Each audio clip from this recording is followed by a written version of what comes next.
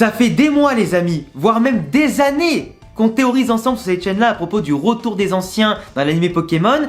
Des mois, des années qu'on parle du retour de Serena avec potentiellement pour elle un rôle hyper important autre que guider Koharu dans une nouvelle carrière pour elle de coordinatrice ou artiste Pokémon.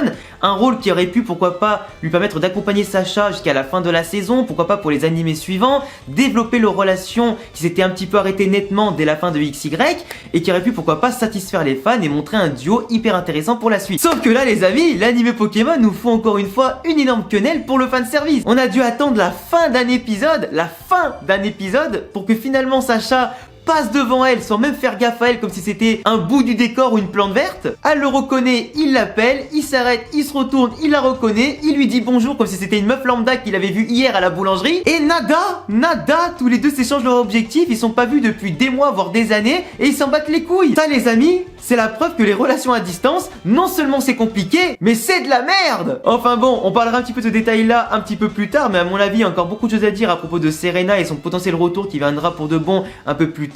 Mais dans cette vidéo les amis, je voulais parler ensemble avec vous de mon ressenti et mon avis avec une review analyse un peu complète sur les différents épisodes qui sont sortis ces dernières semaines entre le 101 et 102 jusqu'au 105, car il s'est passé des événements autant pour Go que pour Sacha et même du coup pour Koharu qui me semblaient intéressants d'analyser et de partager avec vous. Je vous rappelle au passage que si vous voulez vraiment les amis que les reviews de l'anime Pokémon continuent sur la chaîne principale Alexan, c'est à vous de jouer en bombardant la vidéo en tout cas avec un maximum de likes, de montrer votre soutien aussi dans les commentaires, de partager pourquoi pas vos amis qui regardent la chaîne en tout cas par rapport à Pokémon ou qui connaissent pas forcément la chaîne. Également de vous abonner, cocher la cloche car je vous rappelle que cette année on vise les 200 000 abonnés. En tout cas on en est certes un petit peu loin mais avec votre soutien ça pourrait être en tout cas assez facile à faire. De l'autre côté en plus j'ai remarqué que vous étiez plus de 80% les amis à regarder mes vidéos sans être abonné. Donc si tu aimes Pokémon, les mangas, les animés, c'est quand même con de pas t'abonner, ça te prend 2 secondes et moi ça me soutient énormément. Du coup n'hésite pas, comme ça tu pourras non seulement avoir les notifications des prochaines vidéos et être présent en tout cas pour les prochaines masterclass. Enfin bref, faut parler rapidement du premier épisode du coup de cette vidéo là qui était l'épisode 101 ou 102 je sais plus trop.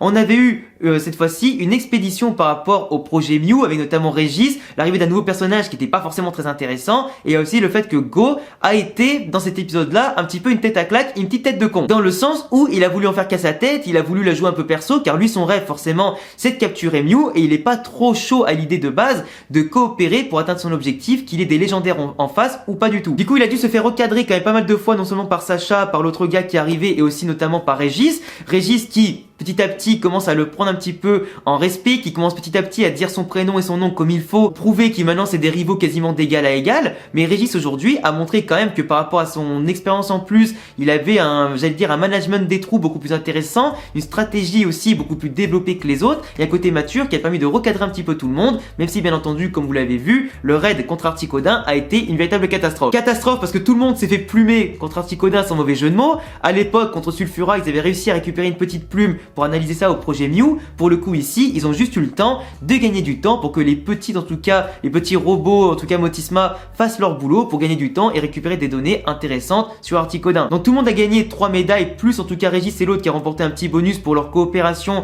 leur activité, leur management et aussi leur leadership. Et Go malheureusement qui paye, comme je le disais, son manque de coopération, même si à la fin il a commencé à comprendre que s'il voulait se rapprocher de son objectif en faisant des enquêtes sur des légendaires ou pas forcément des légendaires, il faudra forcément passer par la coopération, se rapprocher de son but et pourquoi pas après lutter éventuellement pour capturer Mew lui tout seul. Mais ouais, une belle rivalité entre Régis et Go qui est en tout cas intéressante. On voit que Régis fonctionnait exactement avec Go comme avec Sacha à l'époque où il le méprisait un petit peu. Cette fois-ci il le considère un peu plus comme son égal parce qu'il se rend compte quand même que Go est encore jeune, c'est encore un mec qui a un manque d'expérience qui vient combler entre la saison 23 et 24 et petit à petit à force de faire des enquêtes et des voyages avec Sacha. Mais pour l'instant il y a un côté immature chez Go qui prend toujours le dessus, qui vise maintenant à être canalisé pour la suite et pourquoi pas dépasser ses rivaux dans le projet Mew. Dans l'épisode suivant, on a eu en tout cas un joli clin d'œil avec notamment le fait que Sacha et Go doivent se déplacer à Kalos pour le futur combat de Sacha contre Dracena. Il y a du coup les retrouvailles avec Clem et Lem, avec Sacha qui va d'abord rejoindre Lem à son arène qui est en train d'affronter des challengers. Du coup, ils se retrouvent. On voit notamment aussi que le Sapro de Lem a notamment évolué après tout ce temps. Donc forcément, ça fait quand même plaisir de voir d'anciens personnages hyper intéressants qu'on a suivis sur plusieurs saisons qui reviennent enfin et surtout qui montrent qu'ils ont mûri, grandi, appris des choses et leurs Pokémon aussi ont progressé. passer. De l'autre côté, Go va capturer un Grenousse après avoir galéré sa mère. Le mec était limite plus fatigué que le Pokémon qui chasse. J'ai jamais vu de ma vie, en plus de 25 ans de Pokémon, un dresseur plus fatigué que le Pokémon qui veut capturer. Le mec n'envoie même pas de Pokémon, il a toujours pas compris comment capturer un Pokémon en plus de 100 épisodes, et il se fatigue plus que l'adversaire. C'est du jamais vu. Donc il finit par le capturer justement devant Clem qui lui donnait des indications sur en tout cas les capacités spéciales et attaques justement du Grenousse, vu qu'elle elle connaît quand même bien les Grenousse pour avoir accompagné Sacha à l'époque quand il en avait un, puis après qu'il est devenu un Amphinobi. Ils se dirigent ensuite tous les deux vers l'arène, et finalement on voit un épisode qui était aussi centré sur Hydreigon et Palartichaut, qui tous les deux ont beaucoup level up et ont montré pourquoi pas un protagonisme intéressant, qui s'est d'ailleurs confirmé l'épisode d'après contre Dracena. Avec au passage un running gag hyper drôle en tout cas entre le Palartichaut qui voulait maîtriser Joute Astral, qui est donc forcément son attaque signature comme vous savez tous, et de l'autre côté Hydreigon qui a maîtrisé vers la fin de l'épisode Dragon Dive, du coup qui montre aujourd'hui qu'il était motivé non seulement à encourager Palartichaut mais aussi s'est inspiré de lui pour développer une attaque ultra puissante, qui montre quand même un Hydreigon et Palartichaut qui aujourd'hui font partie peut-être de ceux qui possèdent la meilleure attaque avec Dracolos dans l'équipe de Sacha, et qui surtout peuvent être extrêmement intéressants en polyvalence, en stratégie, et qui montrent une abnégation importante. Tous les deux maintenant ont une mentalité de vainqueur, de winner, et autant les deux sont bons en défense qu'en attaque. Et vraiment Sacha commence à avoir une équipe extrêmement badass, extrêmement complète, qui peut rivaliser limite avec n'importe qui. Et d'ailleurs le running gag entre Palartichaut qui veut charger Joute Astral, et dès que du coup le bout de son poireau devient un petit peu lumineux, t'as Hydreigon qui vient le bouffer, qui permet du coup à Palartichaut de se concentrer, etc.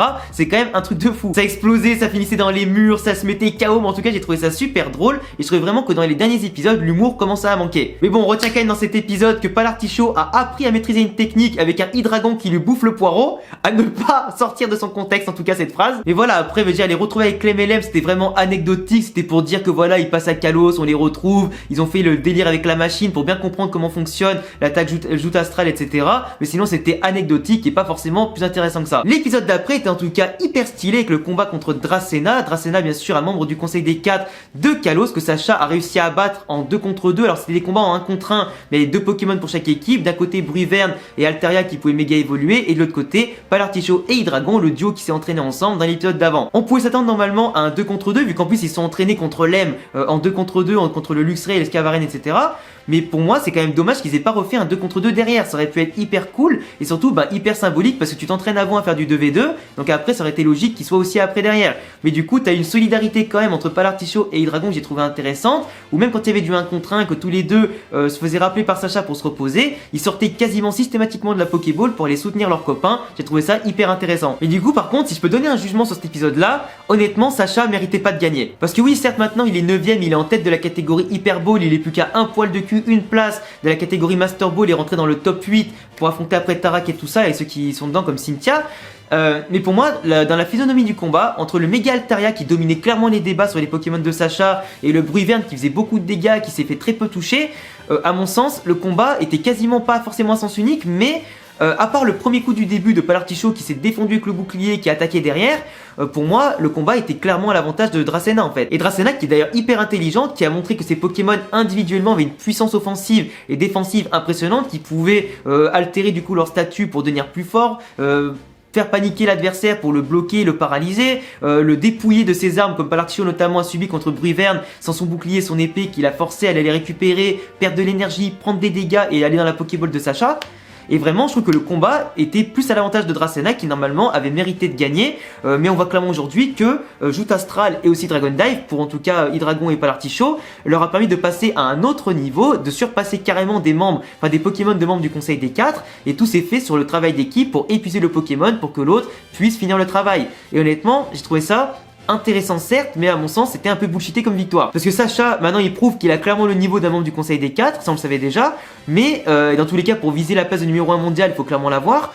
Mais pour moi aujourd'hui, il n'a pas forcément mérité de remporter sa victoire, parce que Dracena, en termes tactiques, stratégiques, etc., et même offensivement, défensivement, elle a été 1000 fois meilleure. Le Mega Altaria était impressionnant, plus Sacha, à un moment donné, il utilise Joute Astral et plein d'autres techniques comme ça, ou Dragon Dive, mais il se gourre du coup de type, parce que le Mega Altaria devient un type fée et dragon, pas mal de trucs comme ça, pas mal d'erreurs en fait du côté de Sacha au niveau stratégique, qui normalement, dans n'importe quel combat de très haut niveau, aurait dû lui coûter la victoire. Et j'aurais limite trouvé ça plus intéressant qu'il y ait une victoire de Dracena, puis après derrière, pourquoi pas la revanche, parce que là, pour le coup, la victoire, moi, même s'il y a eu des bonnes prestations individuellement de Pal Artichaut et Dragon, ça surclassait pas celle de Bruyverne et du Méga Altaria de Dracena. Et du coup Sacha maintenant qui devient 9ème, le combat était plutôt intense et intéressant, donc comme j'ai dit le travail d'équipe a été super cool, la solidarité entre les copains pas mal, mais là du coup aujourd'hui, qui Sacha va devoir affronter pour passer 8ème? Est-ce qu'il va devoir affronter un mec comme Pierre Rochard? Est-ce qu'il va devoir affronter Alain ou pourquoi pas Paul simplement, vu que son retour est en tout cas bien teasé, mais en tout cas on attend que ça pour savoir qui des deux va s'affronter entre Paul, Sacha ou pourquoi pas un autre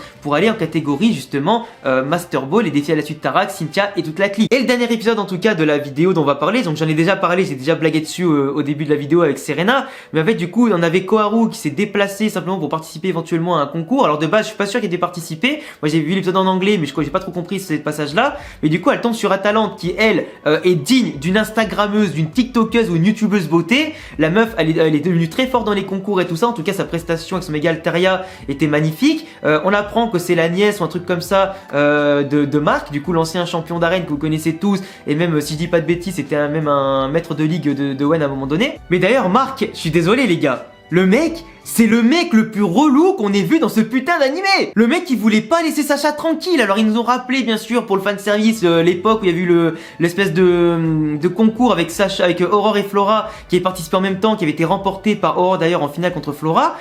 Mais il a rappelé ça comme quoi Sacha lui en devait une, qu'il voulait absolument l'affronter, etc.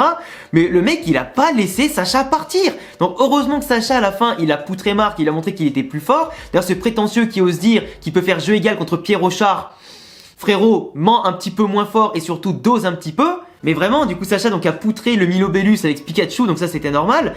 Mais derrière, il les a pas laissés partir tranquilles pour aller voir la prestation de Koharu qui s'est retrouvé hypé dans le truc par Atalante et en plus derrière par Serena, vu que Koharu a vu du coup le Nymphali de Serena et du coup il a passé un petit moment avec le Evoli. Et après derrière, elles ont décidé de se lancer, se maquiller, se préparer pour aller directement dans le concours. Koharu d'ailleurs qui a fait une prestation plutôt intéressante je trouve pour une petite débutante, qui a en tout cas montré qu'elle avait pas peur, qu'elle pouvait s'amuser, qu'elle a peut-être trouvé sa voie. Derrière Serena, Atalante ont fait en tout cas une prestation aussi extrêmement magnifique. Serena avec plusieurs Pokémon, Atalante avec juste Méga Altaria, et honnêtement les deux ont fini première égalité, c'est pas volé. Mais globalement Serena c'est intéressant parce que son retour est là pour montrer au Evoli la dernière évolution de Evoli qu'il n'avait jamais vu avant. Donc là à partir de là on va pouvoir se poser la question, est-ce que le Evoli en tant que mascotte va rester un Evoli, ou est-ce que alors vers la fin de l'animé il va évoluer en type dragon, vu qu'à mon sens le prochain Evoli sera de type dragon, avant qu'il soit dévoilé potentiellement dans Pokémon Violet et Écarlate. C'est possible, hein, tout est possible en tout cas pour teaser une nouvelle évolution. Et moi je pense que comme il a vu un petit peu tous les évolis, soit il va rester normal, soit il trouvera sa propre voie. Et justement moi je pense que le type dragon c'est le mieux pour lui. Et quoi de mieux que de montrer dans l'animé une nouvelle évolution pour teaser les nouveaux jeux? Je vous le demande. Et ouais, Serena malheureusement qui a pas développé sa relation avec Sacha, mais pour le coup, vu comment Sacha a une mentalité totalement différente dans Pokémon, les maîtres, etc., enfin un voyage d'un maître, à mon sens, ça a beaucoup plus de valeur de ne pas montrer d'abord la relation maintenant, que Sacha se concentre sur son objectif principal de devenir le top 1 du monde en battant Tarak, et que Serena se concentre sur ses affaires aussi à elle, pour qu'ils se retrouvent à la fin quand les objectifs sont accomplis. Je trouvais quand même que le message était plutôt intéressant, plutôt mignon, plutôt que d'abord maintenant se retrouver, rester collés l'un à l'autre, faire leur développement, etc. Et que finalement chacun se mette un petit peu des bâtons dans les roues sur leur propre objectif. Du coup, je pense que ça sera remis à plus tard. En tout cas, ils ont voulu teaser un petit peu les fans par des retrouvailles au début, certes pas forcément émouvantes. Par contre, les retrouvailles auraient mérité d'être un peu plus travaillées et émouvantes que ça. Mais bon, au moins on a vu Serena, c'était l'objectif. Il reste plus que Flora à voir parmi les Pokégirls en tout cas d'avant. Et on espère bien sûr la revoir d'ici peu et pourquoi pas avant le championnat du monde. Avant potentiellement des retrouvailles contre d'autres rivaux ou d'autres en tout cas membres du Poké Group. Ça reste à voir. Donc voilà les gars, en tout cas c'est tout pour cette vidéo. C'était une review un peu plus longue vu que j'ai parlé de beaucoup plus d'épisodes que d'habitude. Donc n'hésitez pas à bombarder les commentaires, les pouces bleus, vous abonner, me dire en tout cas ce que vous avez pensé de cet épisode là et aussi de ma vidéo. On se retrouve très vite pour de nouvelles vidéos sur Pokémon, les mangas et les animés, mais également aussi en stream quasiment tous les soirs à 18h30 ou 19h environ. Je vous laisse aussi me joindre sur Instagram et sur Twitter vu que c'est les réseaux sociaux sur lesquels je suis le plus actif en dehors de vidéos. Et à bientôt les amis pour prochaine vidéo. Ciao. Ensemble pour toujours et même un peu plus, amis jusqu'à la fin des temps. Aujourd'hui et demain, c'est une certitude, nous serons l'un de l'autre, quoi qu'il